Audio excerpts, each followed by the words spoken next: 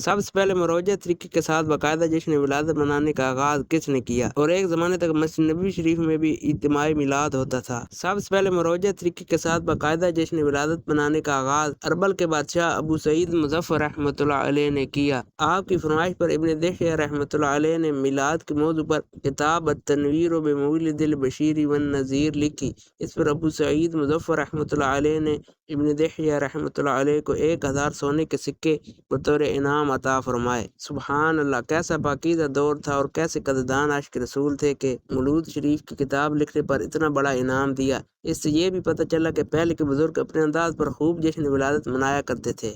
حضرت سیدنا شیخ علی بن موسیٰ مدینی مالکی رحمۃ اللہ علیہ فرماتے ہیں، مسجد نبوی شریف میں ایک زمانے تک 12 ربیع الاول کے دن عظیم الشان اجتماعی میلاد ہوتا تھا، جس میں بڑے بڑے امام بیان فرماتے۔ 12 ربیع الاول کی صبح کا سورج نکلتے ہی میلاد شریف کی محفل کا آغاز ہو جاتا اور میلاد پڑھنے کے لیے 4 ائمہ یعنی 4 امام مقرر ہوتے۔ محفل شریف حرم شریف کے سین میں ہوتی۔ پہلے ایک امام صاحب میلاد شریف کی مخصوص کرسی پر بیٹھ کر احادیث پڑھتے، پھر دوسرے امام حضور صلی اللہ علیہ وآلہ وسلم کی ولادت شریف پر بیان کرتے، پھر تیسرے امام حضور صلی اللہ علیہ وآلہ وسلم کی رضاعت یعنی دودھ پینے کا جو زمانہ تھا اس پر بیان کرتے، پھر چوتھے امام تشریف ہجرت پر بیان کرتے، آخر میں لوگ شربت پیتے اور بادام کا حلوہ لے کر واپس لوٹتے۔